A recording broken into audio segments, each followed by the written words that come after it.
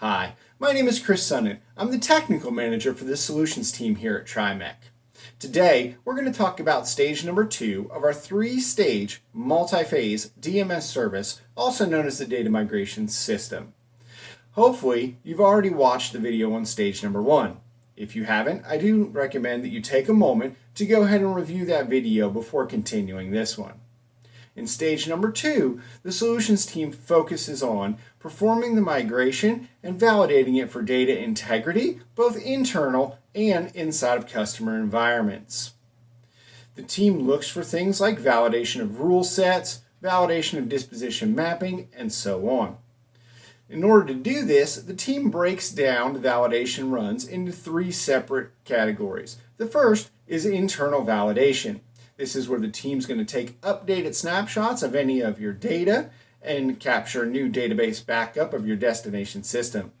They're going to take that along with a custom import utility specific to your project.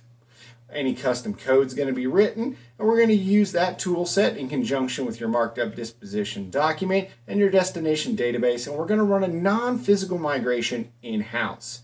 This is done to prevent costly runtimes in your environment in the event that there's an issue. The team can take these runtimes and they can validate them for all integrity, and they're going to put together a validation report that they're going to send over to the team to completely review, sign, and accept. Once that's accepted, your project's then going to move into first pass validation. First pass validation is broken into 4 sub-steps. We focus on metadata, physical file validation, user acceptance, and system validation. Each of these needs to be completed before your project can move into the next phase. Metadata focuses on a non-physical runtime where the user is going to make sure that their disposition document has functioned the way they want it to. They're going to validate properties, validate folder locations, and validate any custom cleanup that was done against their data. They're also going to validate any specific rule sets that were defined in their SOW addendum document during stage number 1. If that looks good, they're going to move on to physical file validation. In physical file validation, the customer is going to open up their physical files, make sure that references are loading correctly. Any repointed documents due to renaming or other custom rule sets regarding references have taken place and are acting how they want them to act.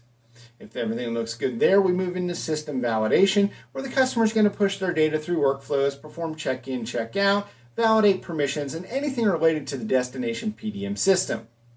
And finally, we go into user acceptance. We do encourage the customer to bring other users into the validation process at this point, just to get an outsider's perspective.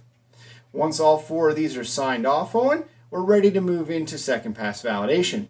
If any of these fail for any reason, we reset the system, make the appropriate changes, whether it's to the disposition, to the rule set, or to the PDM system itself, and we rerun these. Each of these will need to be signed off on, and then we're able to move into that second pass validation. At this point, there are no more system edits allowed in the destination PDM system. Second pass validation is going to be a mimic of your go live runtime. We're going to reset the system, we're going to take updated scans of all your snapshots, we're going to do a full runtime into your environment. We're going to turn that over to you guys for validation and review. All of the validation steps that we've talked about in first pass and second pass are all accompanied with meetings with your engineer. The engineer is going to walk you through how to perform each of the validations, what needs to be completed inside of the validation document, and how to proceed forward. Once all the validations for both first pass and second pass are completed, we're ready to move into stage number 3, which I'll be covering in a subsequent video.